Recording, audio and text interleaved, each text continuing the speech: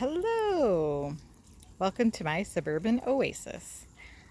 Today I'm going to be continuing the backyard garden tour, and hopefully I don't get cut off this time. And I've learned my limits, that there is a limit to the amount of time I can record for these type of videos. So here we go. Just going to give you a little tour of this bed and let you know what's in it. And hopefully people will start to enjoy and comment.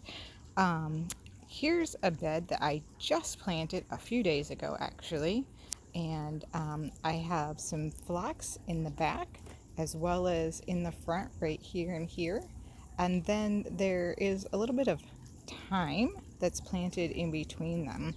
And I did cut the phlox back because they had already bloomed, which meant I got a good deal on them. So I think they have a few little buds that look like there's going to be some new growth, so I'll probably get some new blooms on them.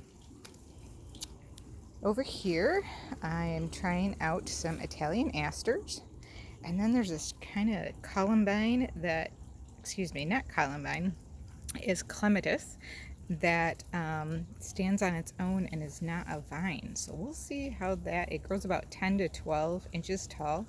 So we'll see how that turns out. It looks really pretty. I'll give you a little close up there so you can see. It's kind of an interesting twisty flower, and I love the color of it. So hopefully that will look really cool. Then we have some hostas over here. And behind me, see, we have some milkweed that self-seeded itself. This is a really beautiful and well-scented flower that people can enjoy, and the monarch butterflies love it, the bees love it, the ants love it, all sorts of things love it.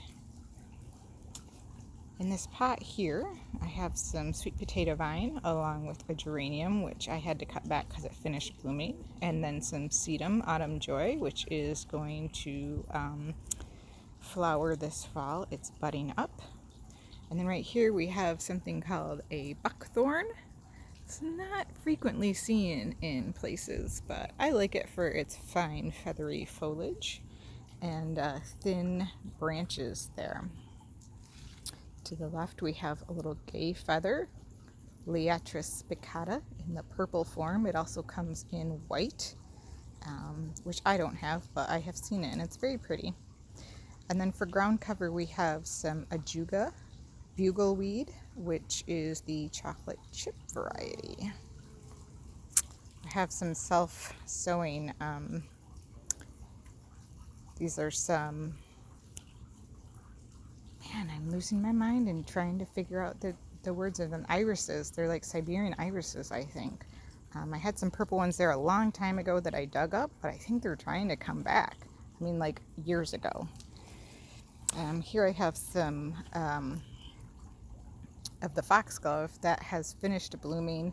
In the back is the mother plant, which will die this year, and then it self-seeded, and so this is the first year for this one. It's a biennial, so this one in front that looks much more fresh will flower next year. And then I have some Liriope, I think that's how you pronounce it. It has some really pretty purple blooms that come out in the fall, so hopefully I'll be able to do an update to show you that. And so just kind of looking back on that path that comes through from the front to here. And then over to the side here, I'm still trying to figure out what I can plant here that really will like the full sun but also dry, fairly hard clay soil, which is what I have here. I've tried amending it a little bit. Hasn't worked great. I used to have a ton of hen and chicks here, but eventually they died out because I think the soil was just too dense for them. So I have some pink dianthus, which the bunnies have eaten all of the flowers off of, except for the one little pink one that is right over there. And so I just sprayed, and my yard stinks like liquid fence.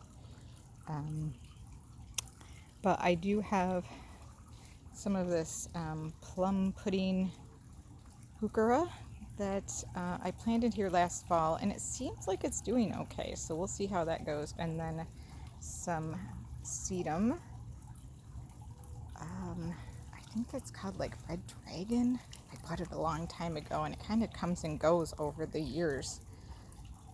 And then again, some more gay feather. Right here on the end, I have a really big plant that not a lot of people plant either. It's called Amsonia. And it's done pretty much flowering for the season, but there's a couple little ones over here that I can show you, and the whole entire plant gets covered in these for several weeks in like late May, early June, when a lot of things are just getting ready to flower, so that's nice. I have these two concrete urns. I actually got these off Facebook Marketplace for like 75 bucks. I had to put them together and seal them. There was a lot of chipping and that kind of thing, but I thought it was a great deal for these concrete urns that are fairly large and they hold a lot. So in the middle you have some white wave petunias and then some purple, what are those called? Calibrachoa? Is that how you say it? And then I have, of course, something that just about everybody likes to grow in shade or sun, the coleus. And I have some little Lobelia, but it's really not doing a whole lot. It's a pretty color, kind of peeking out there, but I have some bubblegum pink petunias, Supertunia Vista bubblegum pink from Proven Winners, and some hostas, some more sedum.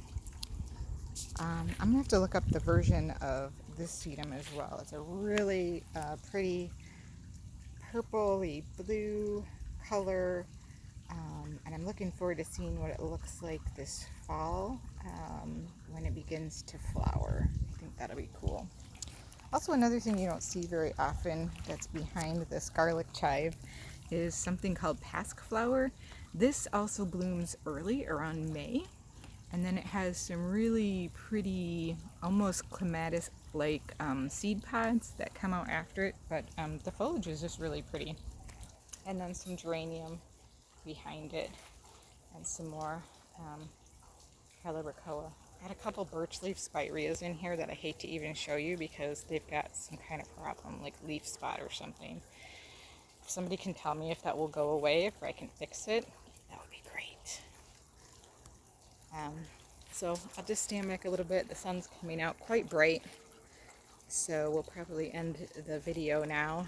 But here's what it looks like from far back, and you can see my pool in the background, and just had that redone this year.